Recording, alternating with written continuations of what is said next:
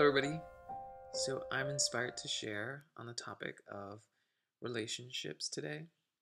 I've received a question from a friend who's experiencing a relationship challenge, and I'd like to read the question in its entirety and then go back because I think within the question there are a lot of nuggets and good points to stop and contemplate, and I can certainly see what comes to mind and share from my own experience of relationship.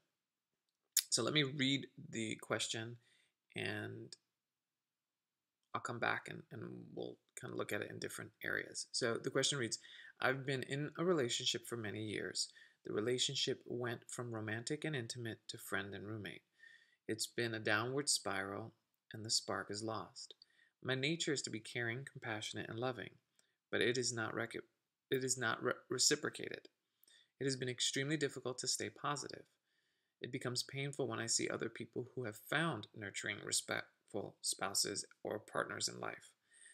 To fight to be acknowledged, to matter, and to be respected in this relationship is a sad state of affairs. My friend has taken me for granted. I wonder why I've stayed so long in an unfulfilling situation. I hope it isn't too late to find someone, my soulmate, to whom I will matter. If you can offer any particular workbook lesson or share any experience, I will be so grateful. So yeah, I'm happy to share from the mind and any workbook lesson that comes to mind. So the first couple of lines read, I've been in a relationship for many years. The relationship went from romantic and intimate to friend and roommate. It went from one way to another way.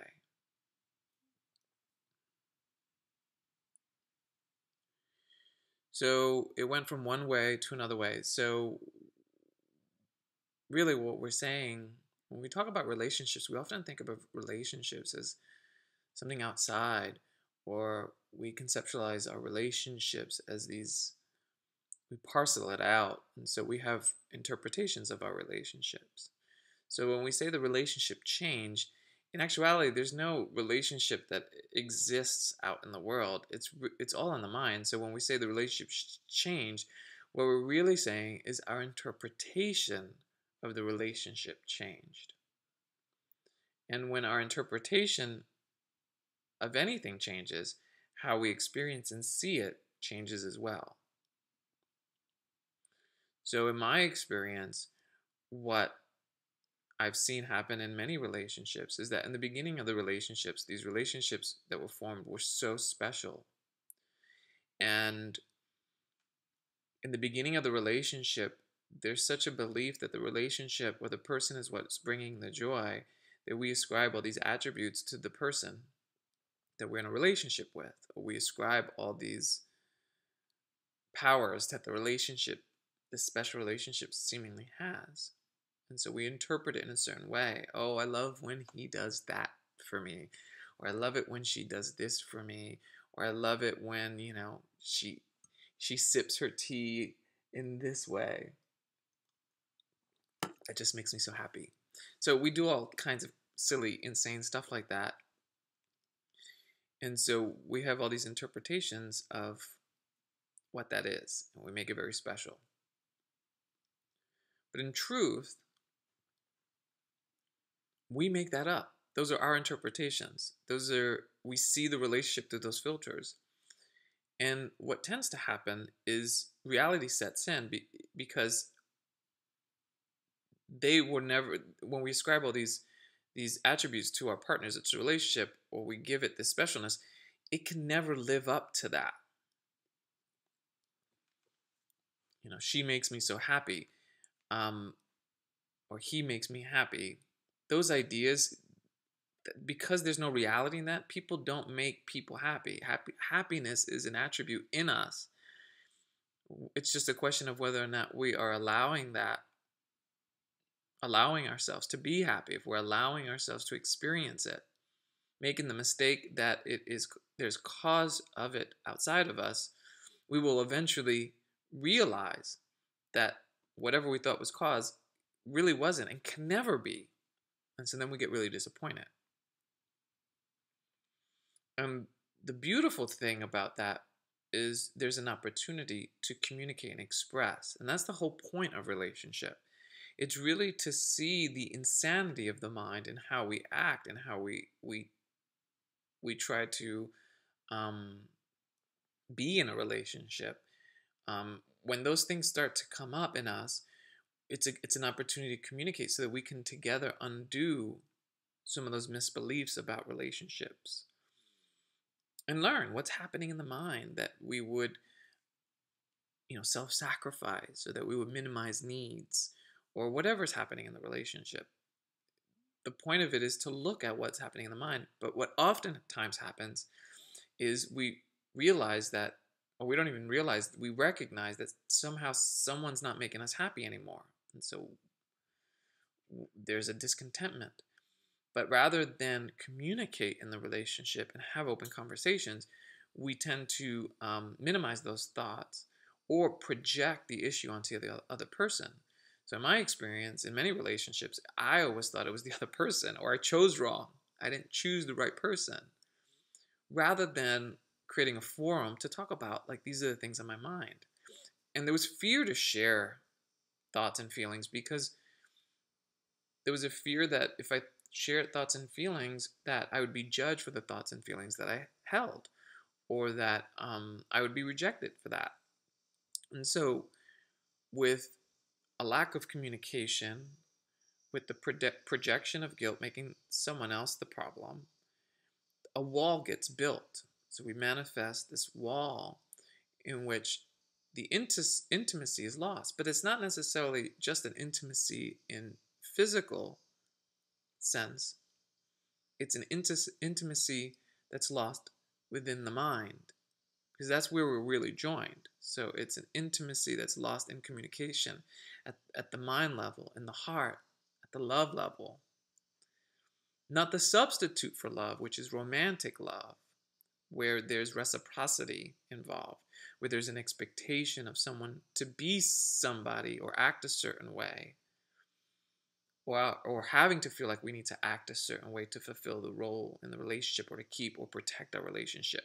That's not love. That is a substitute for love. Love is unconditional.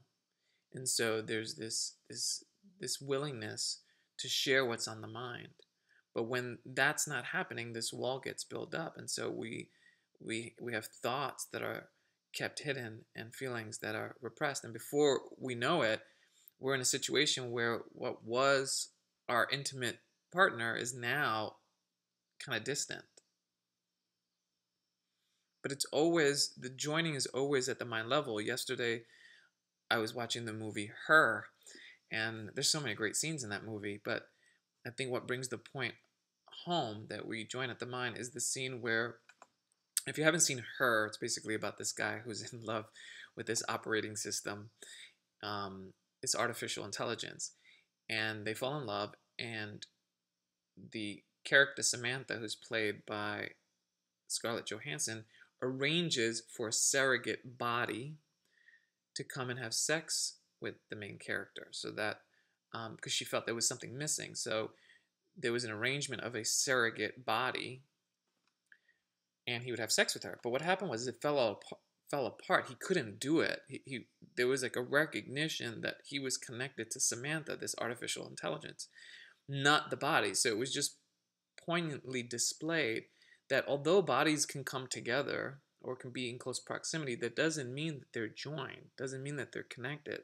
Many people in relationships who sleep in the same bed, who are always in close proximity, it doesn't mean that they're necessarily joined, or that their relationship is in flow. So it has nothing to do with proximity. It has everything to do with in the mind. So when we talk about a relationship going from romantic to friends, or the spark is lost, it's basically the interpretation has shifted and changed. The mind has shifted and changed, or there are blocks in the mind that have seemingly caused a downward spiral. This idea that the spark is lost. You are the spark. We are the spark. There's no spark in a relationship. How can a spark be in a relationship? Relationship is a concept. It's an idea. So when we say we lost the spark, what's really happening is we have thoughts that are obscuring our spark. And it's our doing. The cause is not outside. The question reads, my nature is to be caring, compassionate, and loving, but it's not reciprocated. In special relationships, it's all about reciprocation. I do this for you, so you do that for me.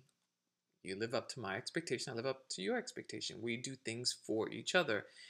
That's a substitute for love. That's not love. Love is unconditional. And so when we're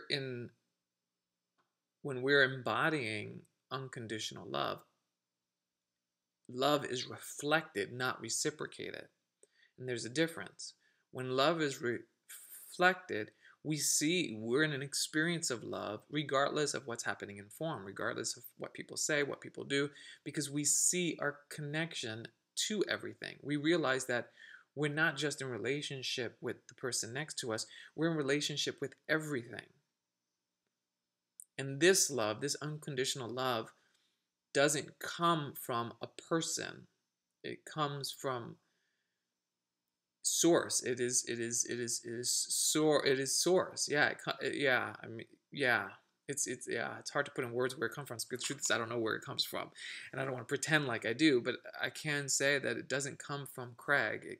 It's given and it's experienced with everything. That is unconditional love, a complete allowance and acceptance. When we think love is special, we think love is coming from a person, then that's where reciprocity comes in, because we're in the relationship to get something, rather than being in a relationship really to just give, to give. So it has nothing, true love has nothing to do with reciprocity.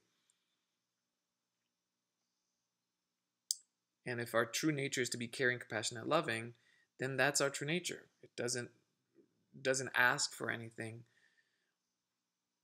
Doesn't ask for anything in exchange, because if that is what we inherently are. Our true nature is giving and extending. The mind tends to want to block it and own it and withhold it in effort to control and manipulate situations around us. But that causes suffering. It is extremely difficult to stay positive. Yes, of course it's difficult to stay positive, and I would say don't stay positive. Oftentimes we think that staying positive is the right way to handle a situation. Now, that doesn't mean that going negative is the right answer either. The cautionary note is that both positive feelings and negative feelings are both an experience of duality. One's seemingly right and wrong. What we're aiming for is beyond right and wrong, and so anything's allowed.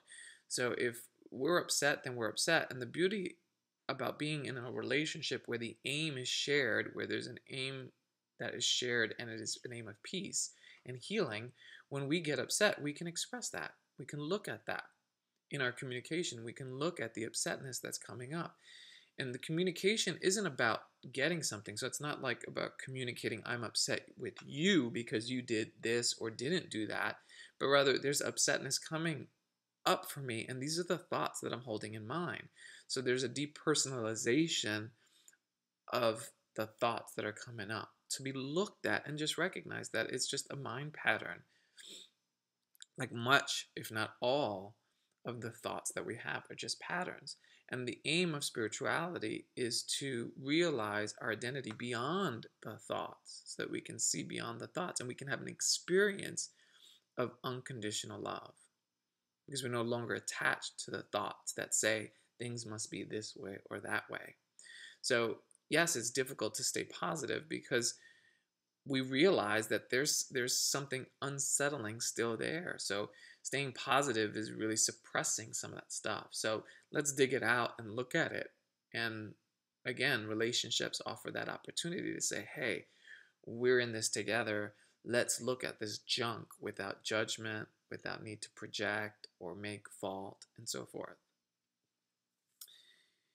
It becomes painful when I see other people who have found nurturing, respectful spouses or partners in life. The ego loves to compare.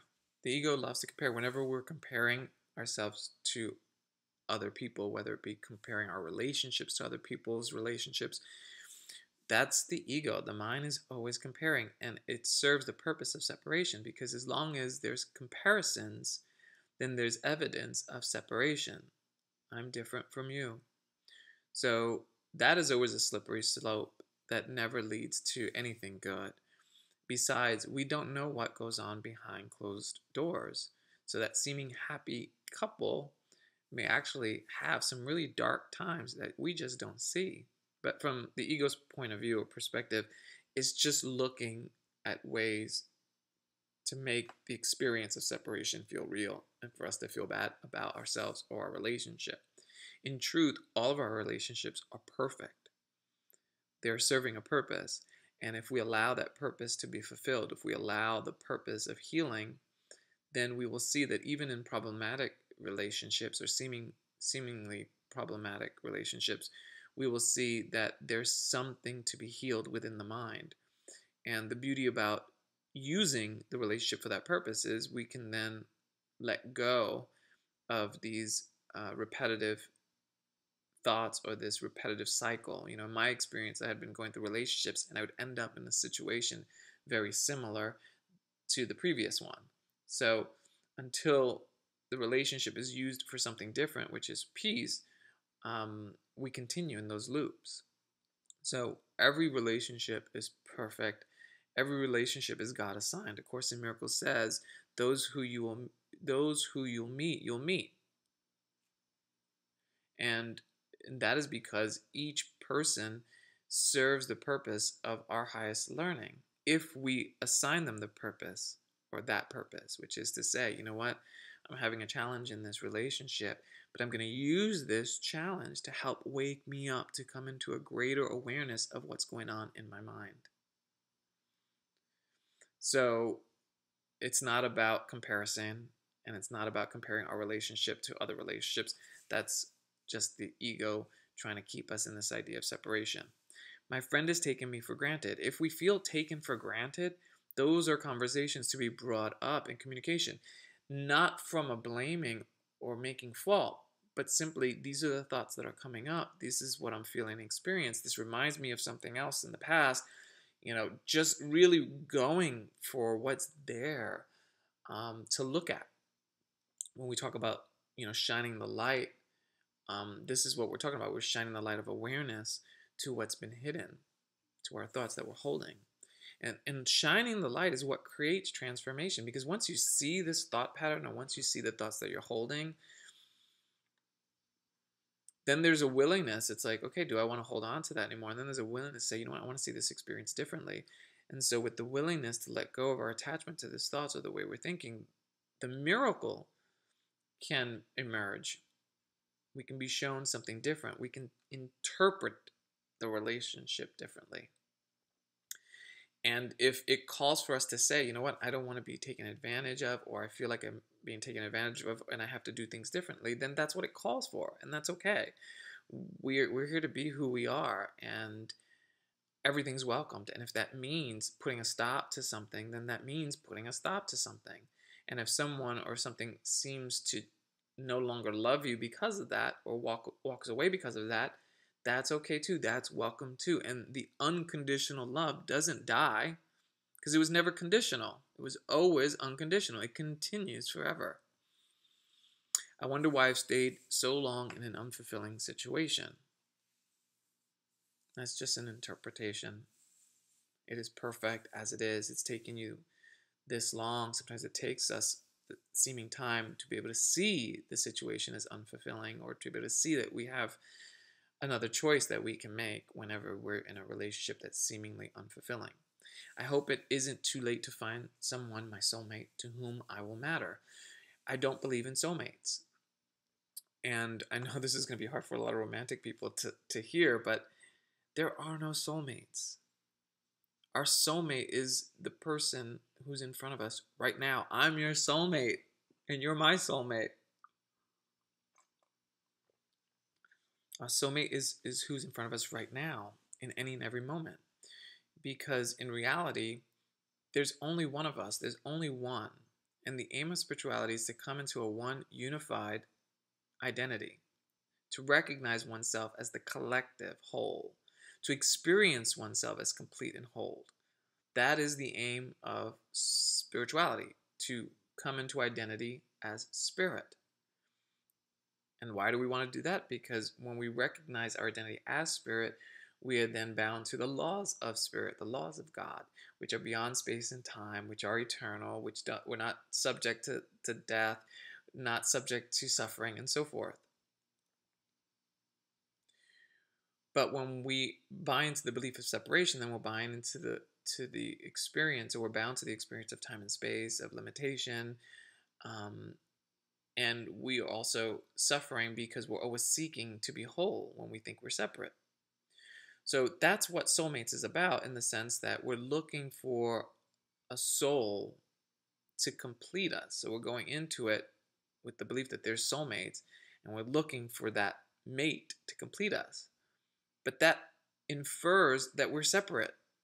That also infers this idea that there are many souls out there. There aren't many souls out there. There's one soul, one sonship. And we're not in relationship to parts. In other words, we're not in relationship with people, although it looks like it, but it's only an interpretation. What looks like a relationship between two people is an interpretation of two parts. In reality, we are in relationship to everything. There's nothing that's outside of us. There's nothing that we're not in relationship with. I'm in just as much relationship with this cup of tea as I am with the computer, as I am with my partner, as I am with anybody I run into today, as I am with the dog, as I am with the sky, and so forth. There's no conditions. There's no conditions, and there's no, yeah, there's no conditions. There's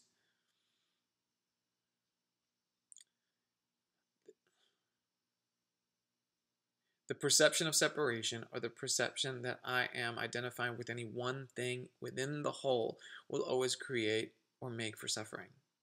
And so when we think that there's a soulmate out there, we're really asking for suffering, because then we're on the search for that soulmate. Or if we never find our soulmate, we're going to be disappointed that we can't find our soulmate, and that's suffering. There are no soulmates. So when the questioner says, I hope it isn't too late to find someone, my soulmate, to whom I will matter, what I will say is, you have your soulmate. Your soulmate is who's in front of you. It's what's in front of you right now. To whom I will matter. The only person you need to matter to is yourself. No one could make us matter enough so that we knew our worth, because our worth has already been established by God. We've been established as everything. Our worth is already established. So the idea that we will find a part within the whole to establish our worth is insanity. It is asking for far too little. And that's our problem. Of course, Miracle says our problem is not that we ask for too much, that we ask for far too little. So when we're looking for a piece of the whole to establish our worth by saying that we matter, then we are going to fail at every attempt.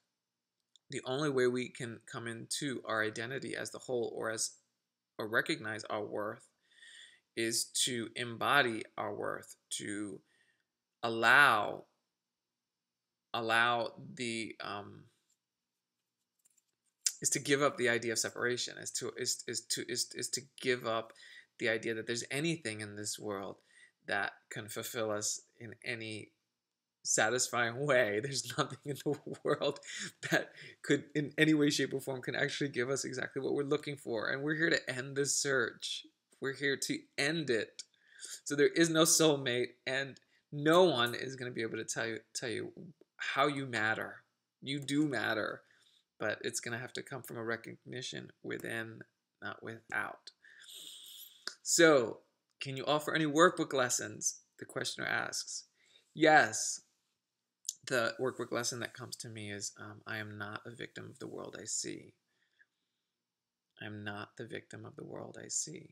We can never be the victim of an interpretation. We can never be the victim of a person or a relationship. We can only do so if we see ourselves as vulnerable, as we see ourselves as a separate identity. Then we can have an experience of victimization. And that's the experience of the world. We are here to transcend the world.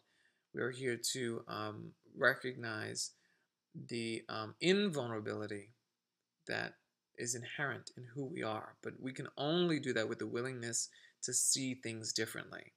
And we start by declaring, I am not a victim to the world I see. I'm not a victim to the stories I tell myself. I'm not a victim to the stories that go on in my mind. I'm not a victim to what I see in the physical world, no matter how real it looks. And my salvation lies in my willingness to just, regardless of what's happening or what it looks like, just be able to step back and say, you know what, maybe I'm wrong. If God made me whole and complete, if it is true that my inheritance is peace and joy, then, and I'm seeing something that's not peaceful and is not joyful, and I'm experiencing something that's not peaceful and enjoying, then just maybe I'm seeing something wrong. And rather than try to prove that I am suffering or that this is real, this situation is real, or I am a victim, rather than trying to prove that, I'm going to be willing to step back and say, wait, I want to be shown something different. And whatever it is that is going to show us something different, it's not going to be of us. It's really going to be a healing or a shift in mind, and it's going to be a perceptual change from fear to love, and that is the miracle, and that's all we want. Out of this whole question that we just asked, we just want peace.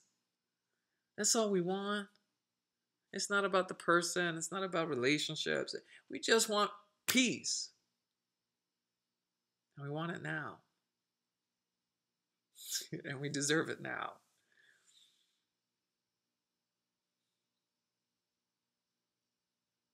I love you.